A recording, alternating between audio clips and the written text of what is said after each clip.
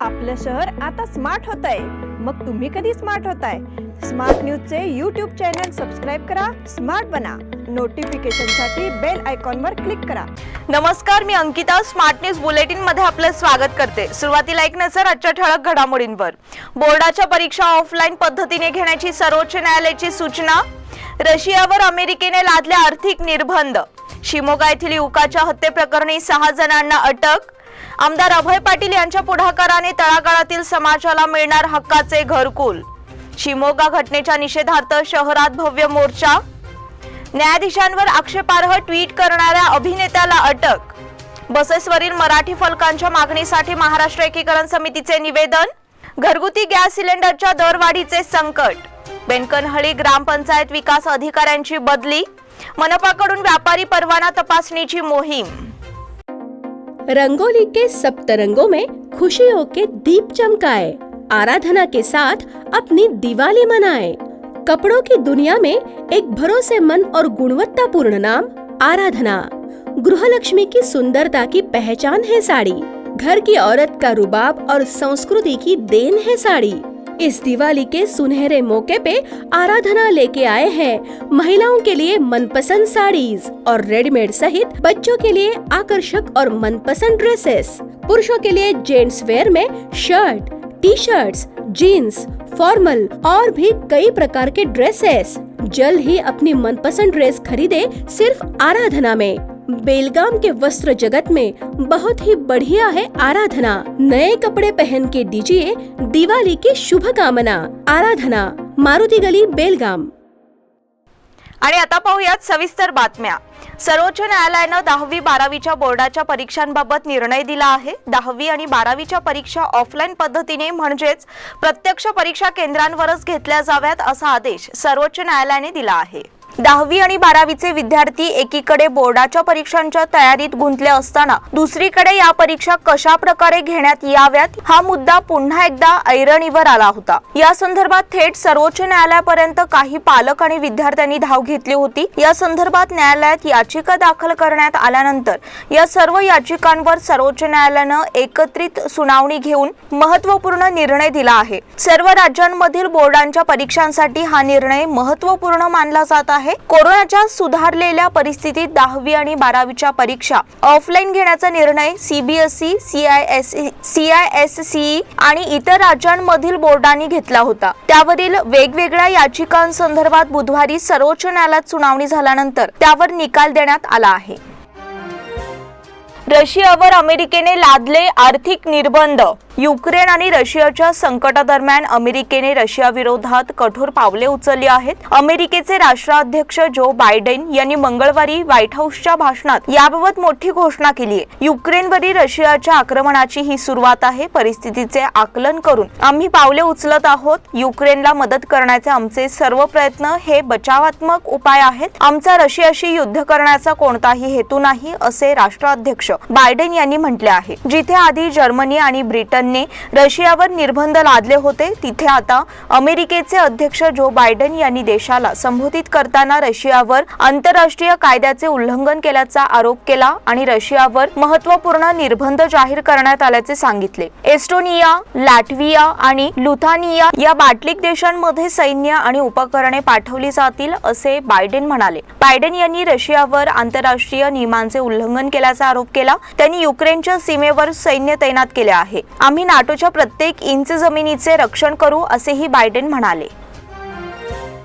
शिमोगा येथील युवकाच्या हत्येप्रकरणी 6 जणांना अटक. कर्नाटकातील शिमोगा येथे रविवारी बजरंग दलचा कार्यकर्ता हर्षची हत्या करण्यात आली. शिमोगा पोलिसांनी मंगळवारपर्यंत जिल्ह्यात संचारबंदी लागू केली आहे. कर्नाटकात अजूनही तणावाची स्थिती आहे. हर्षची हत्या करणाऱ्याला 10 लाख रुपयांचे बक्षीस जाहीर केले होते असा दावा कुटुंबियांनी केला आहे. शिमोगा येथे बजरंग दलाचा कार्यकर्ता हर्षच्या हत्येप्रकरणी 6 जणांना अटक करण्यात आली आहे तर काही जण फरार आहेत असे एका वरिष्ठ पोलीस अधिकाऱ्याने मंगळवारी सांगितले. दरम्यान 12 संशयितांना ताब्यात घेऊन त्यांची चौकशी करण्यात आली। मंगळवारी सकाळीही शहरात जाळपोळ आणि हिंसाचाराच्या घटना घडल्या। आम्ही मोहम्मद काशिफ, सय्यद नदीम, आशिफुल्ला खान, रेहान खान, नेहल आणि अब्दुल अफान यांना या प्रकरणी अटक केली आहे। काशिफ हा 32 वर्षाचा युवक वगळता सर्वजण 20 ते 22 वर्षे वयोगटातील आहेत। ते सर्व शिवमोगा येथे रहिवासी आहेत। यातील काशिफवर आधीच काही गुन्हे दाखल आहेत। या प्रकरणात आणखीन काही जणांचा समावेश आहे आणि त्यांचा माग काढण्यासाठी शोध सुरू करण्यात आलाय। आणखीन 12 जणांना ताब्यात घेऊन त्यांची चौकशी करण्यात आली, परंतु त्यांची प्रकरणातील भूमिका समोर आली नाही। हर्षच्या हत्येनंतर शहरात सोमवारी अंत्ययात्रेदरम्यान हिंसाचार, जाळपोळ, दगडफेक आणि मालमत्तेचे नुकसान झाले, ज्यामध्ये छायाचित्रकार आणि एका पोलीस महिलेसह किमान 3 जण जखमी झाले। आमदार अभय पाटील यांच्या पुढाकाराने सलून चालक, रस्त्यावरील व्यापारी, फेरीवाले, शिंपी, रिक्षाचालक आणि इतर तळागाळातील कष्टकरींना घरकुल मिळणार। स्वतःचे हक्काचे घरकुल असावे हे प्रत्येकाचे स्वप्न असते, मात्र आजच्या काळात तळागाळातील कष्टकरी समाजासाठी हे स्वप्न पूर्ण होणे तशी अवघड बाब आहे। मात्र आमदार अभय पाटील यांच्या पुढाकाराने कष्टकरी श्रमजीवी वर्गासाठी हक्काचे घरकुल उपलब्ध होऊ शकणार आहे। बुडाच्या नव्या वसाहतींमध्ये तळागाळातील घटकांसाठी भूखंड आरक्षित ठेवण्याच्या संदर्भात आमदार अभय पाटील यांनी मुख्यमंत्री बसवराज बोम्मई यांच्याकडे मागणी केली आहे। तळागाळातील घटकांचा अशा पद्धतीने यापूर्वी विचार करण्यात आलेला नव्हता, त्यामुळे त्यांच्या हक्काच्या घरकुलांचे स्वप्न साकार होण्याच्या दृष्टीने आमदार अभय पाटील यांचे हे पहिले पाऊल ठरले आहे। बेळगाव नगर विकास प्राधिकरण म्हणजेच बुडाच्या कार्यक्षेत्रात नव्याने तयार केलेल्या वसाहतींमध्ये तळागाळातील समाजासाठी भूखंड उपलब्ध करून देण्याची मागणी आमदार अभय पाटील यांनी केली आहे। या संदर्भातील एक पत्र त्यांनी मुख्यमंत्री बसवराज बोम्मई यांच्याकडे सादर केले आहे। या घटकांमध्ये सलून चालक, रिक्षा चालक, पान दुकानदार,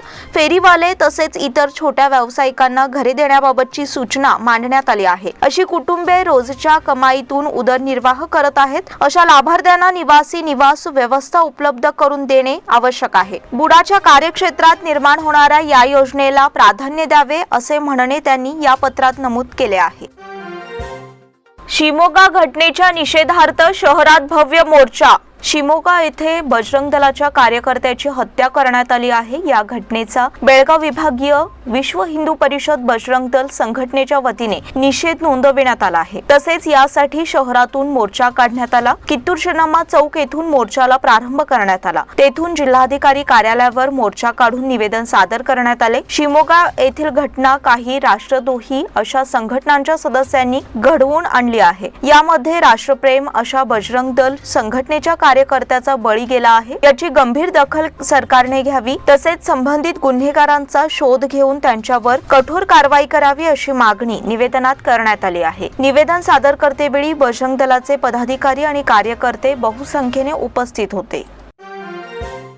न्यायाधीशांवर आक्षेपार्ह ट्विट करणाऱ्या अभिनेत्याला अटक। कर्नाटक उच्च न्यायालयाने मंगळवारी शैक्षणिक संस्थांमध्ये हिजाब घालण्याबाबतच्या याचिकांवर पुन्हा सुनावणी सुरू केली। हिजाब प्रकरणावर कर्नाटक उच्च न्यायालयात मंगळवारी सुनावणी पार पडली। सुनावणी करणाऱ्या न्यायाधीशांवर आक्षेपार्ह ट्विट केल्याने कन्नड अभिनेता चेतन कुमार अहिम्सला अटक करण्यात आली आहे। अभिनेता चेतन कुमारला मंगळवारी बेंगळूर पोलिसांनी अटक केली असून त्याच्यावर IPCच्या 505(2) आणि 504 अन्वये FIR नोंदविण्यात आला आहे। इंडिया टुडेने दिलेल्या वृत्तानुसार मध्य विभागाचे पोलीस उपायुक्त MN अनुचेत यांनी एका निवेदनात म्हटले आहे की उच्च न्यायालयाच्या न्यायाधीशांविरुद्ध केलेल्या ट्विटच्या आधारे शेषाद्रीपुरम पोलीस ठाण्यात चेतन विरोधात FIR नोंदविण्यात आला आहे। अभिनेता चेतन कुमारने कर्नाटकचे विद्यमान सरन्यायाधीश कृष्णा दीक्षित यांच्याशी संबंधित एका जुन्या खटल्याच्या संदर्भात ट्विट केले होते। आपल्या ट्विटमध्ये अभिनेता चेतन कुमारने कृष्णा दीक्षित यांच्या विरोधात आक्षेपार्ह टिप्पणीसह बलात्कार प्रकरणात त्यांनी दिलेल्या उच्च न्यायालयाच्या आदेशावर आक्षेप घेतला होता।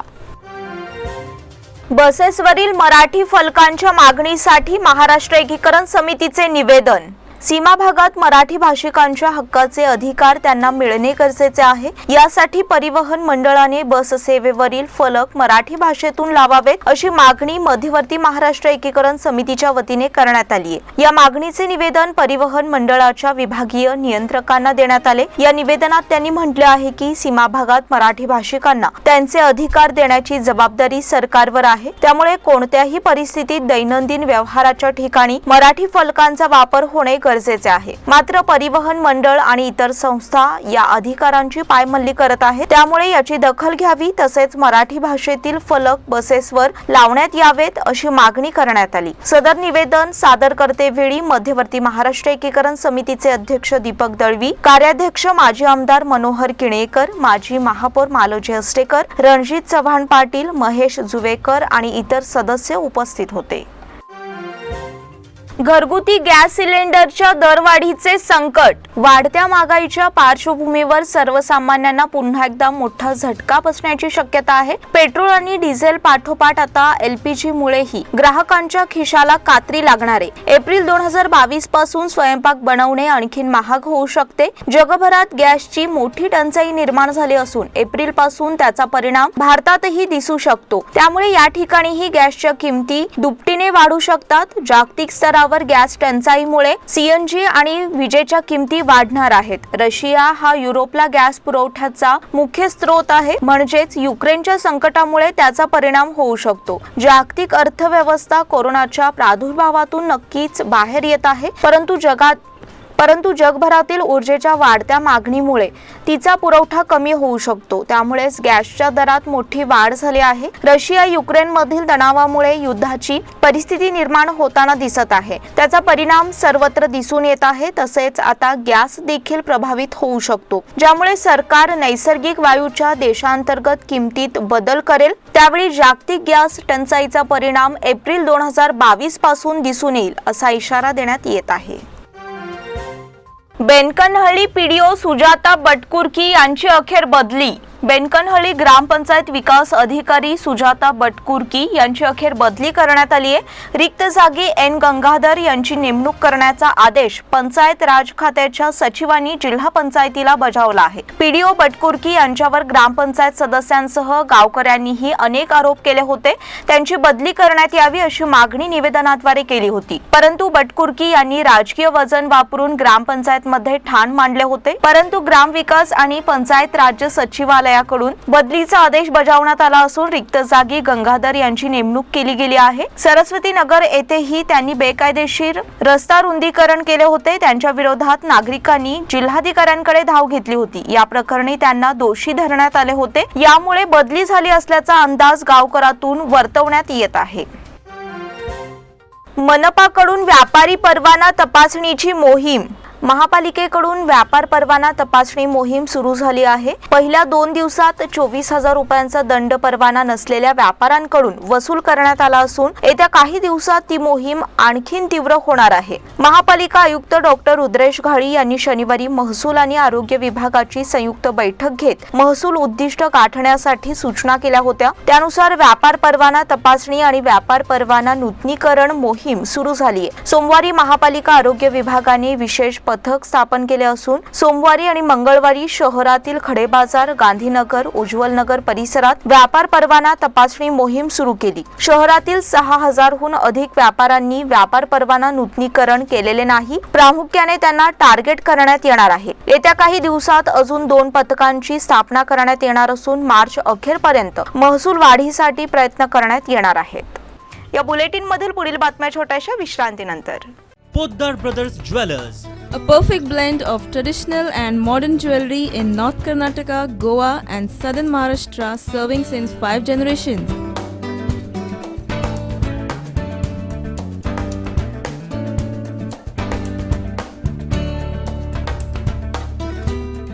Exclusive gold, silver and platinum jewelry showroom.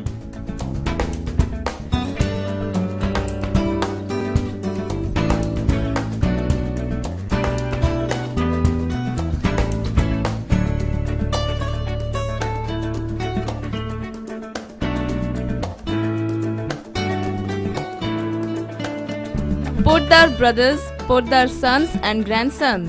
Khade Bazar, Belgaum. Call is on 0831 240 or 51 or 52 or 53. Visit us at www.poddarjewelers.com.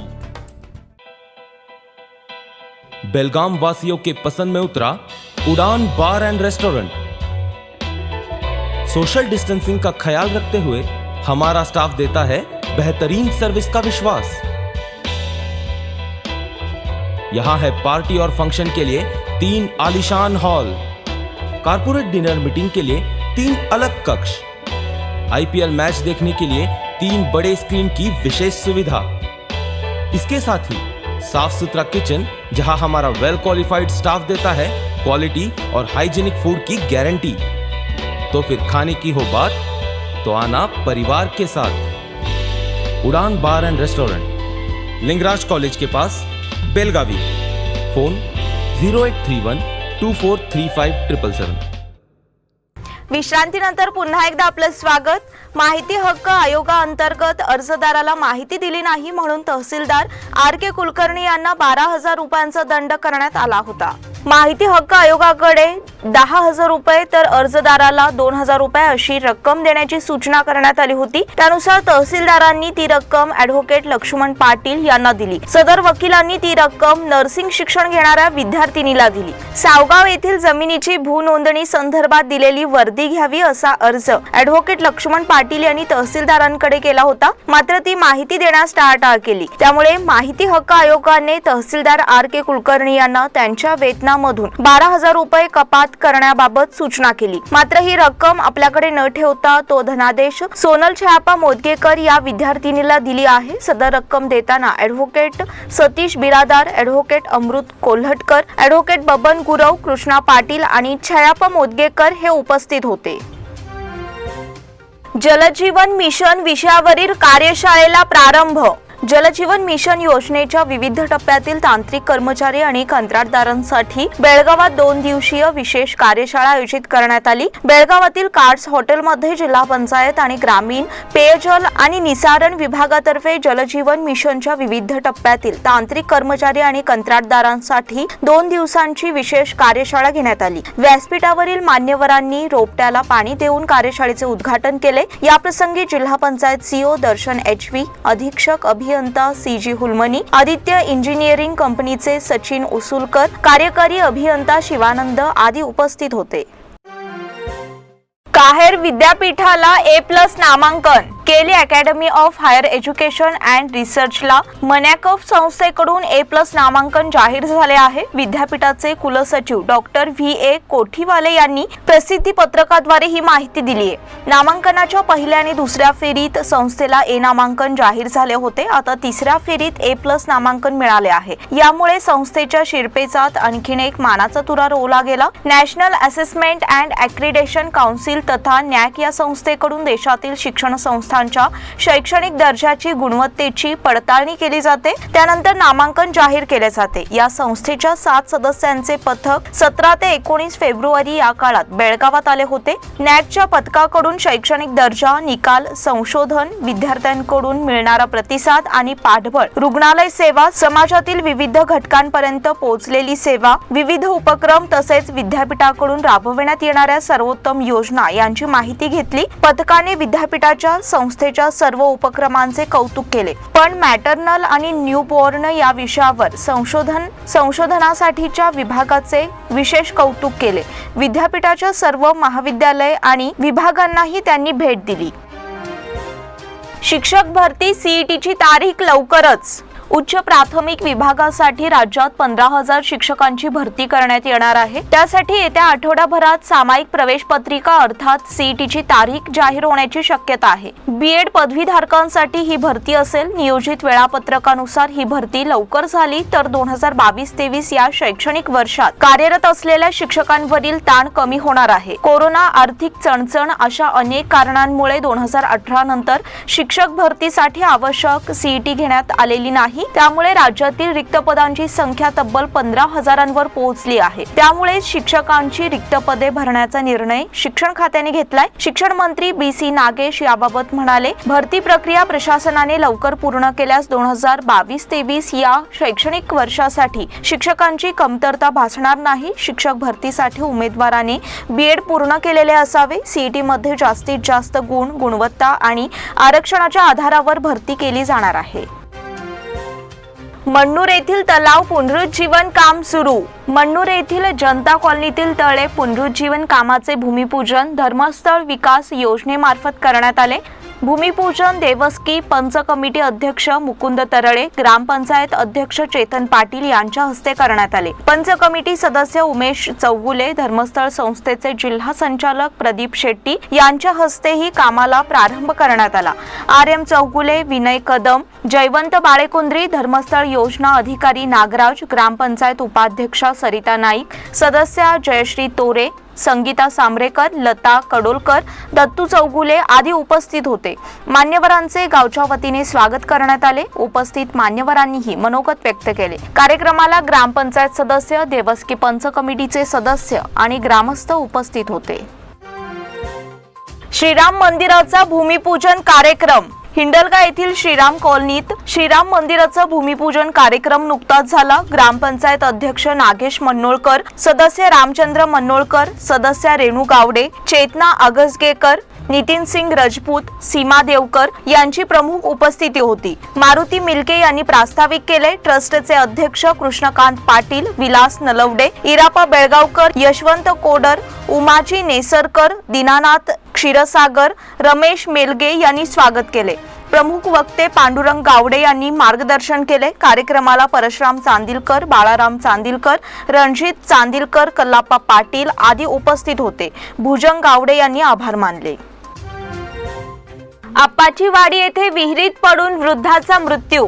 Appachiwadi तालुका निपाणी येथे विहिरीत पाय घसरून पडून वृद्धाचा मृत्यू झाल्याची घटना सोमवार दिनांक 21 रोजी दुपारी 4 वाजण्याच्या सुमारास उघडकीस आली. वसंत विष्णू कुंभार, वय 70, राहणार आप्पाचीवाडी असे मरण पावलेल्या व्यक्तीचे नाव आहे. याबाबत घटनास्थळावरून आणि पोलीस सूत्रांकडून मिळालेली अधिक माहिती अशी की वसंत कुंभार हे आपल्या मुलीकडे आडी येथे जाऊन येतो असे सांगून घरातून बाहेर पडले होते. तेथून घरी येत असताना कुरणे यांच्या विहिरीमध्ये पाणी आणायला गेले असता पाय घसरून विहिरीत पडल्याने त्यांचा मृत्यू झाला असावा. त्यांचा मृतदेह या विहिरीमध्ये आढळून आला. या घटनेची माहिती निपाणी पोलीस स्थानकाला देण्यात आली. मयत वसंत कुंभार यांच्या पश्चात पत्नी, मुलगा, 3 मुली, सून, नातवंडे असा परिवार आहे. कंग्राळीत रोहियोतून विकास कामांना प्रारंभ.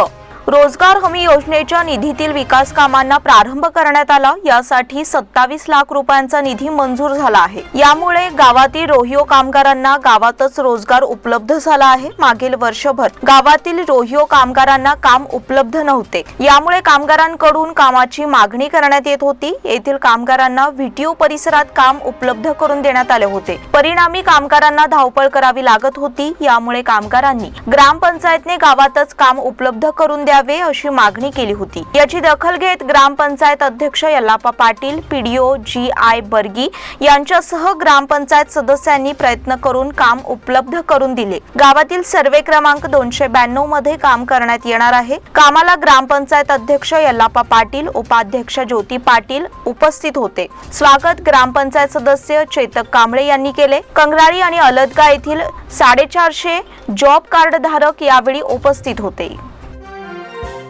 सदाशिवनगर येथील स्मशानभूमीत स्वच्छता मोहीम.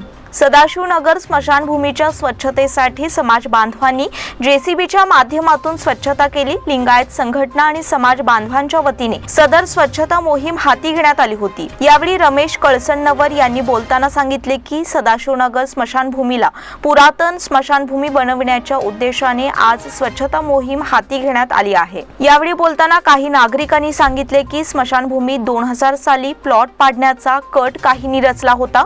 भूखंड घशात घालण्याचा कट रचून आपल्यावर गुंडगिरी करून दबाव टाकण्यात आला. परंतु सर्वांच्या सहकार्याने आंदोलन उभे करून ही भूमी वाचविण्यात आम्हाला यश आले आहे. तत्कालीन आमदार रमेश कुडची यांच्या प्रयत्नातून स्मशानभूमीला संरक्षक भिंत घालण्यात आली असून स्मशानभूमीच्या विकासासाठी सर्व समाज बांधवांनी सहकार्य करण्याचे आवाहन त्यांनी केले. साईराज प्रभागनिहाय क्रिकेट स्पर्धेचे उद्घाटन. साईराज स्पोर्ट्स क्लब आयोजित पहिल्या साईराज चषक प्रभागनिहाय मर्यादित षटकांच्या टेनिस बॉल क्रिकेट स्पर्धेचे उद्घाटन मंगळवारी सायंकाळी 5 वाजता व्हॅक्सिन डेपो मैदानावर झाले. नारायण फगरे यांच्या हस्ते क्रिकेट यष्टीला पुष्पहार अर्पण करून श्रीफळ वाढवून उद्घाटन करण्यात आले. याप्रसंगी पुरस्कर्ते महेश फगरे समारंभाच्या अध्यक्षस्थानी होते. ॲथलेटिक्स प्रशिक्षक अशोक शिंत्रे यांच्या हस्ते छत्रपती शिवाजी महाराजांच्या मूर्तीचे पूजन करण्यात आले. शीतल पाटील यांच्या हस्ते मैदानाचे पूजन करण्यात आले. लक्ष्मण जोगाणी यांच्या हस्ते श्रीफळ वाढविण्यात आला. विजय पाटील आणि चैतन्य कुलकर्णी यांच्या हस्ते दीप प्रज्वलन करण्यात आले. या मान्यवरांच्या हस्ते आकर्षक चषकाचे आणि टी शर्टचे अनावरण करण्यात आले. या स्पर्धेत एकूण 40 वार्डाच्या संघांनी भाग घेतला आहे. त्यांची 4 गटात विभागणी करण्यात आली आहे. भरत देशपांडे, हर्षद कलघटगी, विजय पाटील, गजानन फगरे, चैतन्य कुलकर्णी, नगरसेवक नंदू मिरजकर, सारिका पाटील, सारंग राघोचे, प्रशांत वांडकर, नितीन गोडसे, विजय पाटील, अमर सरदेसाई, राजेश लोहार, भारत देशपांडे, मंगेश पवार, शीतल पाटील, सारिका पाटील, लक्ष्मी राणा राठोड, नितीन गोडसे, विजय पाटील, राकेश लोहार, विजय पाटील, रोहित फगरे, स्पर्धा सचिव आनंद चव्हाण यावेळी उपस्थित होते. प्रो कबड्डी स्पर्धेत 4 संघ उपांत्य फेरीत दाखल. प्रो कबड्डी लीग मध्ये आज बुधवारी उपांत्य फेरीचे 2 सामने होणार आहेत. पहिल्या उपांत्य सामन्यात पाटणा पायरेट्स विरुद्ध यूपी योद्धा यांच्यात होणार आहे, तर दुसरा उपांत्य फेरी दबंग दिल्ली समोर बेंगळुरू बुल्सचे आवाहन असेल. पाटणा आणि दिल्लीने गुणतालिकेत अव्वल 2 मध्ये स्थान मिळवताना उपांत्य फेरीत प्रवेश केला, तर यूपी आणि बेंगळुरूने एलिमिनेटर मध्ये पुणेरी पलटण आणि गुजरात जायंट्सचा पराभव केला. भारत न्यूझीलंड 2020 मालिका, भारतीय महिलांचा सलग 4था पराभव. पावसाचा फटका बसलेल्या 4थ्या एकदिवसीय सामन्यात भारतीय महिला संघाने न्यूझीलंडकडून 63 धावांनी पराभव पत्करला. 5 एकदिवसीय सामन्यांच्या मालिकेतील सलग 4था सामना भारताने गमावला. पावसामुळे नाणेफेक जवळपास 5 तास लांबल्याने हा सामना 20 षटकांचा खेळवण्यात आला. भारताची कर्णधार मिथिला राजने नाणेफेक जिंकल्यावर न्यूझीलंडला प्रथम फलंदाजीसाठी आमंत्रित केले. एमिलिया कर आणि सुझी बेस्ट यांच्या फलंदाजीच्या बळावर न्यूझीलंडने 20 षटकात 5 बाद 191 धावांची आव्हानात्मक धावसंख्या उभारली. प्रत्युत्तरात आघाडीची फळी कोसळल्यामुळे भारताची 4 बाद 19 अशी केविलवाणी अवस्था झाली. यष्टीरक्षक फलंदाज रिचा घोषने चिवट झुंज देत सर्वाधिक 52 धावांची खेळी साकारली. याचप्रमाणे कर्णधार मिथिलाने 30 धावांचे योगदान दिले, परंतु भारताचा डाव 17.5 षटकात 128 धावात आटोपला. एरिथक्स मास्टर्स बुद्धिबळ स्पर्धा, प्रज्ञानंदचे आणखी 2 विजय. भारताचा किशोरवयीन ग्रँडमास्टर आर प्रज्ञानंदने एरिथक्स मास्टर्स बुद्धिबळ स्पर्धेतील चमकदार कामगिरी कायम राखली. प्रज्ञानंदने मंगळवारी ऑनलाईन स्वरूपातील जलद प्रकाराच्या स्पर्धेत आणखी 2 विजय नोंदवले. चेन्नईच्या 16 वर्षीय प्रज्ञानंदने सोमवारी नॉर्वेचा जगज्जेता मॅग्नस कार्लसनला पराभवाचा धक्का दिला. मंगळवारी झालेल्या 10व्या फेरीत प्रज्ञानंदने रशियाच्या आंद्रेला 42 चालीत पराभूत केले. 11व्या फेरीत उझबेकिस्तानच्या नोदिरबेकशी त्याने बरोबरी साधली. मग 12व्या फेरीत अलेक्झांडरवर 63 चालींमध्ये मात करून त्याने दुसरा विजय नोंदवला. त्यापूर्वी 9व्या फेरीत रशियाच्या इयानने प्रज्ञानंदला नमवले. 12व्या फेरीत अखेरीस प्रज्ञानंद 15 गुणांसह 12व्या स्थानी आहे, तर नेपोमिशी 27 गुणांसह अग्रस्थानी आहे. याचबरोबर स्मार्ट न्यूजचे आजचे बुलेटिन इथेच संपले. धन्यवाद.